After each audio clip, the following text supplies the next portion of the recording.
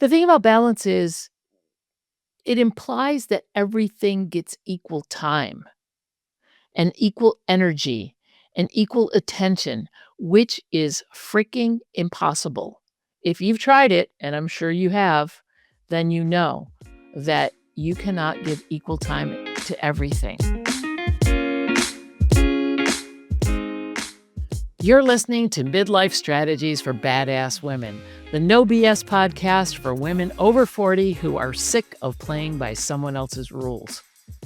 I'm your host, Sue Willoughby, badass midlife strategist, truth teller, and professional fire starter for midlife reinvention. Around here, we don't do fluff. We do real talk, bold strategies, and badass breakthroughs. Because midlife isn't a crisis, it's your damn power move.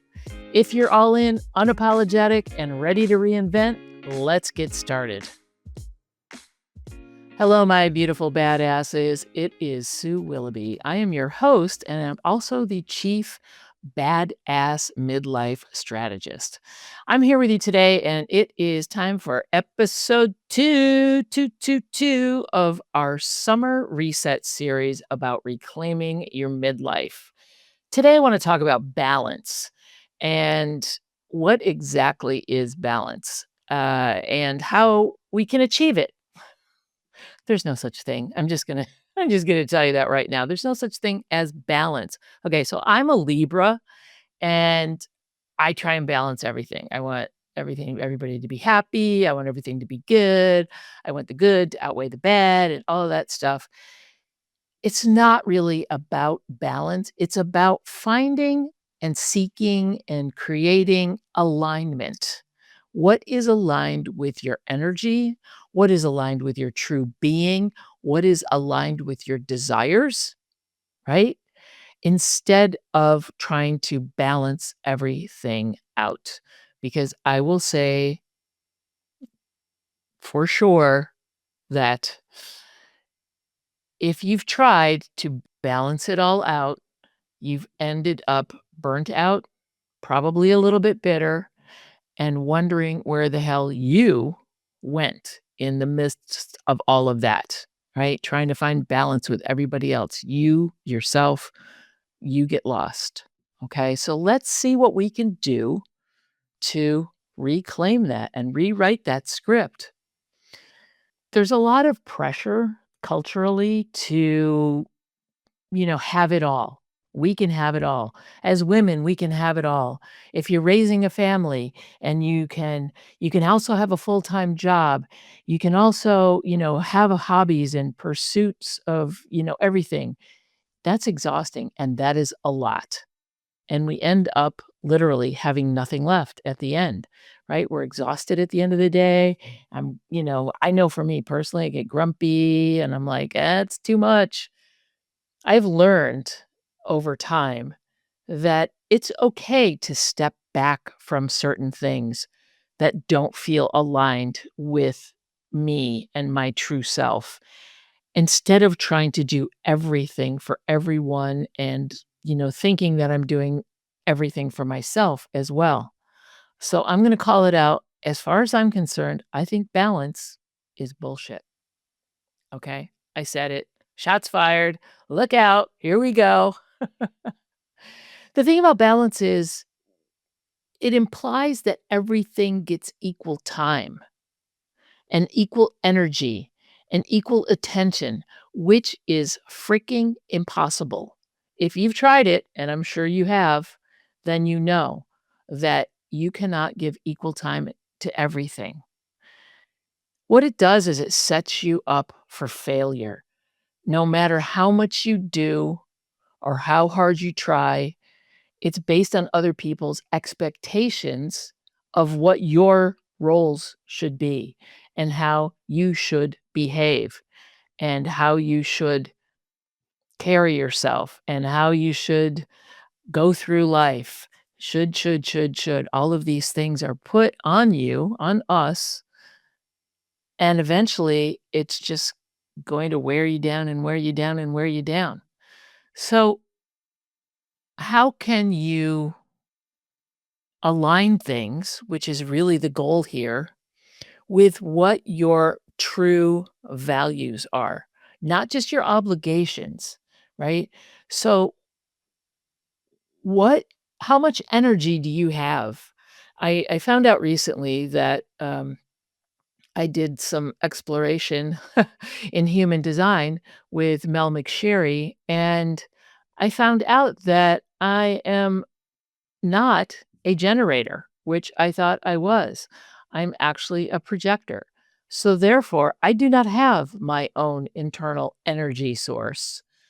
I get energy from people around me that are generators. I'm not saying that I'm an energy suck by any means, but I'm energized by certain things. I do not create my own energy. So if I am going through life thinking that I have an infinite source of energy, then guess what?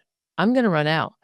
And, you know, when I stop and think about it, I can tell there have been times in my life where, which are often, I just didn't always heed the call that, hey, you're running out of gas, like in your car, right? The little light comes on and it tells you, you better get to a gas station. You only got 10 more miles left. Um, I need to go lay down sometimes and take a nap. I think naps are great. If you can't take a nap, but, learn to read your energy gauge, right? Align your activities with the amount of energy that you have in your tank, the amount of time that you have in your day, and then reflect on how all of these things fit in with your actual values, okay? And like I said, not just your obligations. You can feel obligated to do way more than you have time or energy to do. And then that becomes people pleasing. We all do it. I have gotten much better at saying no and feeling okay that no is a complete sentence. And I found that when I do say no, rather than saying yes and then resenting what I've said yes to down the road, that if I say no up front, then I have more respect for myself. And then the person that I've said no to for whatever reason, it's not personal. They're like, okay, great. I just thought I would ask. You're not available. That's cool. I'll find somebody else. Great. Awesome. Maybe I can help in another way. But it's okay to say no. And it's okay to feel okay about that. It can be really easy to fall into that guilt trap, like, I have to help everybody. I have to say yes to everything. I feel obligated to do this. And then at the end of the day, there's nothing left for you. Hello, my beautiful badass. I hope you're enjoying my summer solo series about reclaiming your midlife. If this has gotten you wondering about, wow, yeah, I really do need to do something here, and I'm a people pleaser and I just don't know how to get out of it, sign up for my newsletter. I offer a lot of tips weekly. It comes out on Thursdays. And if you're ready to rock and roll, just book a curiosity call. It's not a coaching call, it's not a sales call. It's just a, hey, this is what's going on with me. What the heck can I do about it? Kind of a call. I'd love to chat with you and help you on your journey and guide you down the path, whatever that path may be. So connect with me through my newsletter. You can also follow me on Instagram, Sue_Willoughby, or just go to my website, check out some of my coaching stuff. And I look forward to hearing from you. Have a great summer. So energy and all of that stuff is going to follow flows. It ebbs, right? And it flows. And some days you feel like you have a lot of energy and you can do a lot of stuff. And then there's other times when you have to be quiet and recharge, right? Your phone goes dead. You have to plug it in at the end of the day, or else it won't be usable tomorrow. You are no different than your phone, right? So as things change and as your life evolves, your priorities are also going to shift. And you should be able to allow those things and those shifts to take place without feeling bad about it, right? So there's been times in my life where I have said yes more than I have wanted to, for any number of reasons where I didn't want to hurt somebody's feelings or I didn't want them to think that, I was a slacker or I wanted them to like me. So I made myself more available than I knew I should be. And then I just felt shitty about it. Um, if it was a commitment to something, then as the date approached for that commitment, I just felt crappy and I didn't wanna do it, and I knew that if I pulled out at that later date, then I would look even worse. So I should have said no upfront. So then I do the thing and it doesn't feel good, it doesn't feel right, and then I resent it and it just makes me feel icky. It doesn't end well. But if upfront I had taken a moment to think about what kind of commitment this actually was, and I had said, I don't think that this is the right fit for me right now, so I'm going to pass. I could have walked away and felt good. The other person or whoever it was that I was committing to could have said, "Okay, great. Thanks for letting me know. I'll find somebody else," or whatever. You know, if we would learn to take care of ourselves first, we would be a lot better off. And we would have a lot more energy for the things that we really want to do and for the people that we really want to be around.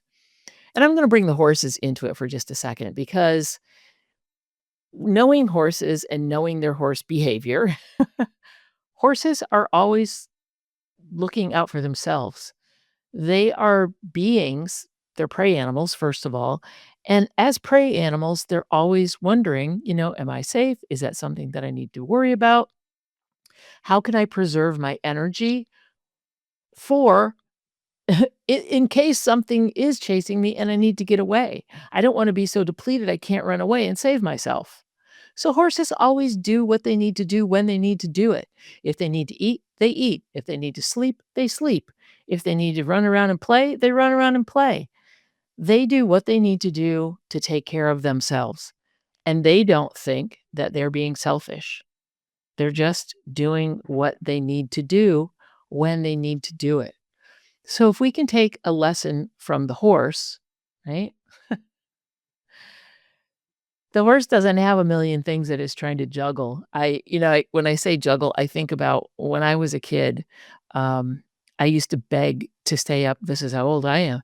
I used to beg to stay up and watch the Ed Sullivan Show for a number of reasons. Uh, Lamb Chop was on, which was a little puppet, and and also there was a guy on periodically that balanced plates on sticks.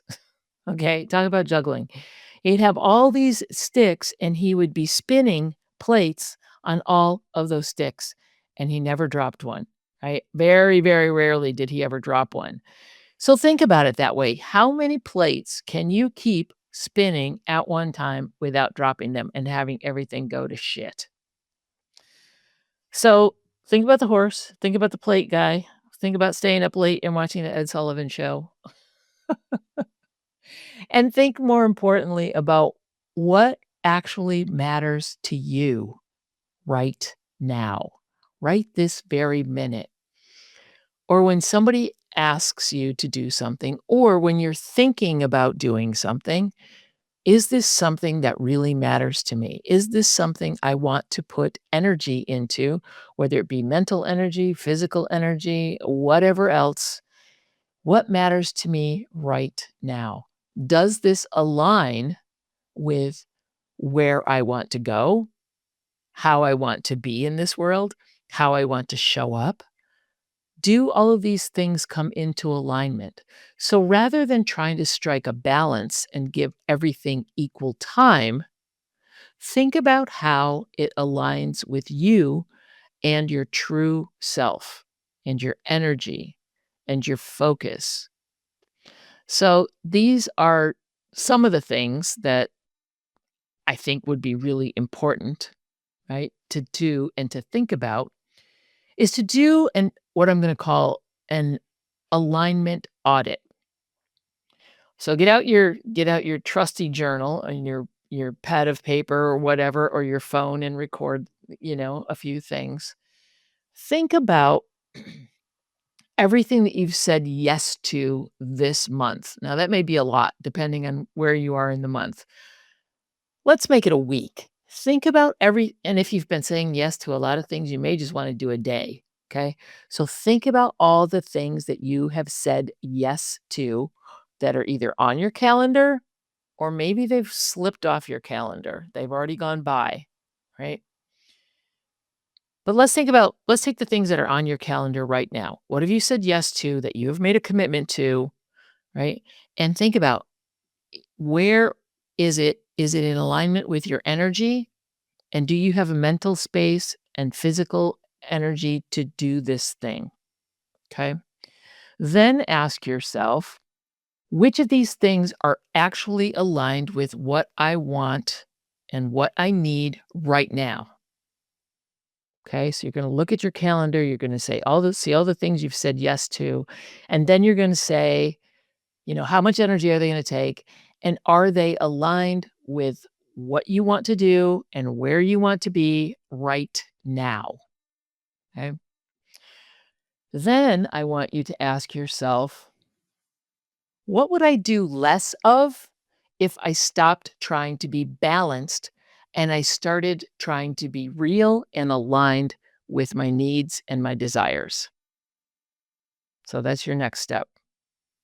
So when you look at this list and when you make adjustments to it, also think about that and this process moving forward when you are put in a situation of a yes or no. Should I? Shouldn't I? Is it something that I want or that I don't want? And like I said, no is a complete sentence. And it's okay to take care of yourself and say no to something if it means that you will have more energy towards doing something that you want right now. All right. I want to hear from you. I want to make sure that you're doing your homework. So please tag me, Sue_Willoughby on Instagram. Tell me how many things you've taken off your calendar, if anything. And if you're thinking about taking some things off your calendar, like how did this energy or how did this alignment audit go for you? Did it make you stop and think about the things you're saying yes to and the things that you don't want to say yes to anymore? I'd love to hear what your thoughts were as part of this exercise. So tag me. You can also use the hashtag midlife reclaimed. That's hashtag midlife reclaimed. And let me know, how's it going? All right. Okay, that's a wrap for episode 2 of your midlife reset for the summer. And I am Sue Willoughby, the Chief Midlife Badass Strategist here at Midlife Strategies for Badass Women. Have a great week, and I will see you next week with episode 3.